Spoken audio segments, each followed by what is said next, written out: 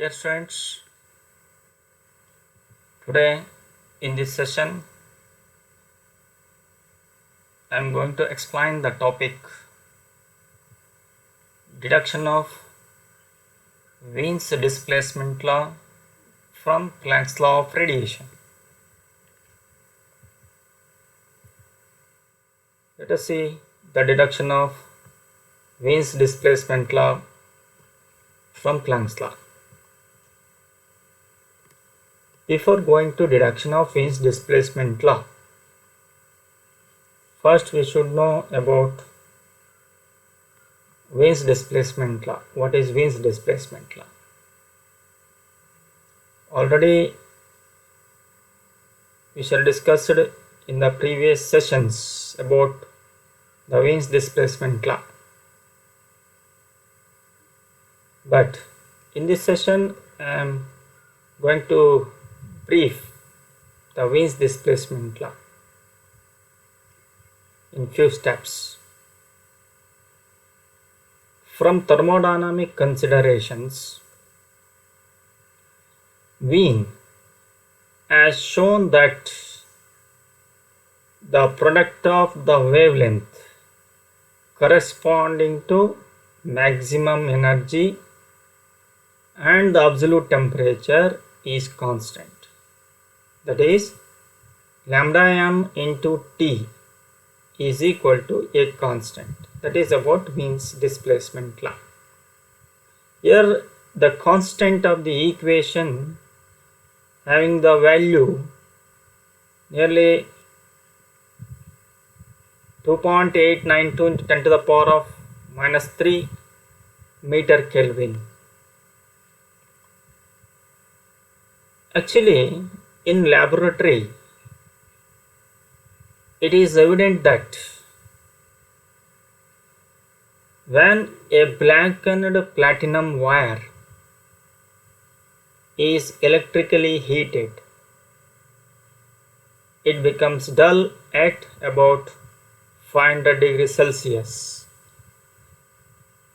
cherry red at about 900 degrees Celsius, orange red at 1100 degrees Celsius, yellow color at 1250 degrees Celsius, and finally becomes white at 1600 degrees Celsius.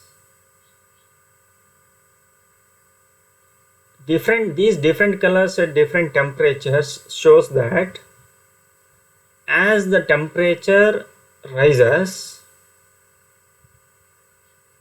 the radiation emitted contain more and more of shorter wavelengths. In other words, as the temperature is raised, the maximum intensity of emission is displaced or shifted towards the shorter wavelength side. That is about Wien's displacement law. Now we shall discuss about the deduction of Wien's displacement law from Planck's law of radiation. Dear students, already we know that the Planck's formula, that is E lambda d lambda equals 8 pi hc divided by lambda to the power 5 into 1 upon e power hc by lambda kt minus 1 into d lambda. It is the energy density distribution in terms of wavelength range. You can differentiate with respect to lambda partially. We get the energy for unit range of wavelength. You can just differentiate with respect to lambda partially. Then it becomes d e lambda divided by d lambda equals, here this 1 upon e to the e power term, that is constant, into the differentiation of lambda to the power 5 with respect to lambda is minus 5. 8 pi c is constant divided by the lambda to the power minus 5 differentiation is lambda to the power 6 plus again 8 pi hc by lambda 5 is constant. You can differentiate this term, then it becomes in the numerator hc upon lambda square kt whole divided by e to the power hc by lambda kt minus 1 whole square, the differentiation of this one. Again differentiation of exponent term is, that is constant e to the power hc by lambda kt. You just differentiate the whole term partially with respect to lambda, then you got this value. Then rearrange this one, then dE lambda by d lambda equals minus 40 pi hc by lambda to the power 6 into 1 divided by e to the power hc by lambda kt minus 1 plus of 8 pi hc by lambda raised to 5 into the simplification of this one is hc by lambda square kt into hc by lambda square kt whole divided by e to the power of hc by lambda kt minus 1 whole square.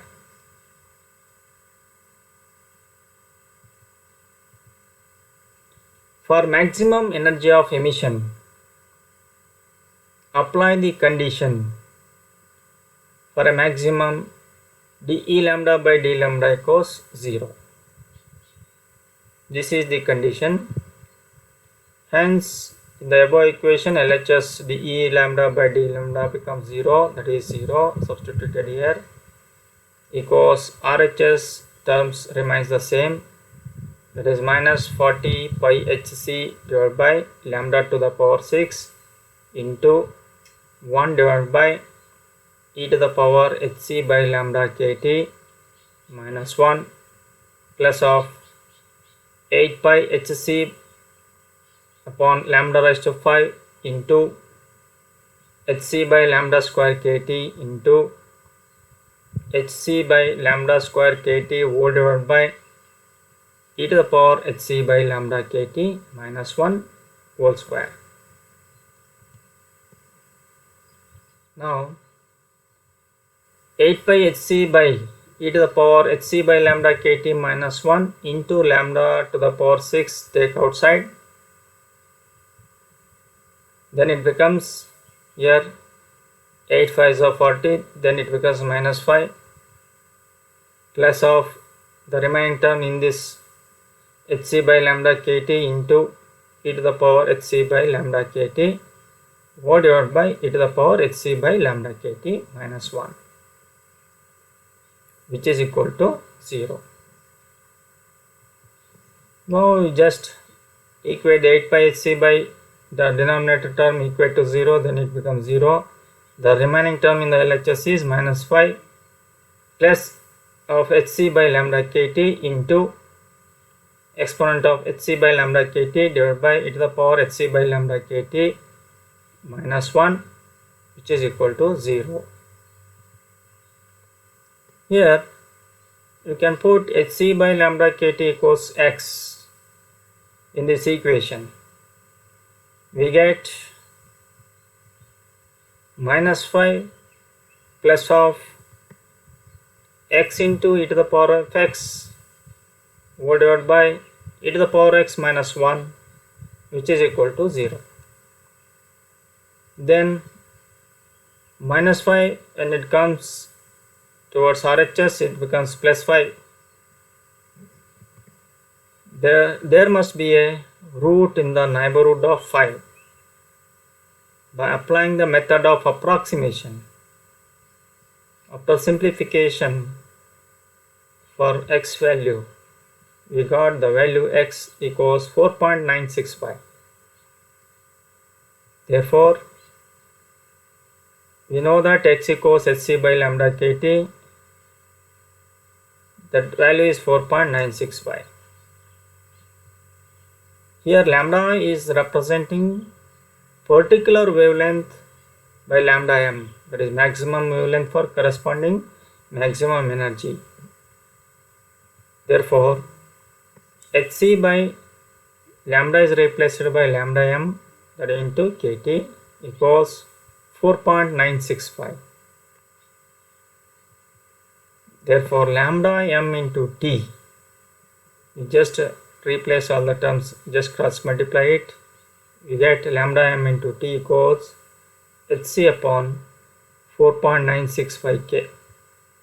Here the whole term, this ratio becomes constant. This is Wien's constant. Therefore, lambda m into T equals constant. This is Wien's displacement law. That is the product of the wavelength corresponding to maximum energy and the absolute temperature T, that is equal to constant. This is Wien's displacement law. As the temperature is raised, when the temperature is raised, the maximum intensity of emission is displaced or shifted towards the shorter wavelength side. But this Wien's displacement law fails to explain towards longer wavelength region. This is about Wien's displacement law. This law, however, has found not to accord with the experimental curve of Lummer and Pringsheim experiments. The success of Wien's law is that it holds good only in the region of the shorter wavelengths at lower temperatures. It does not hold good at longer wavelengths at higher temperature. This is about Wien's displacement law. Thank you.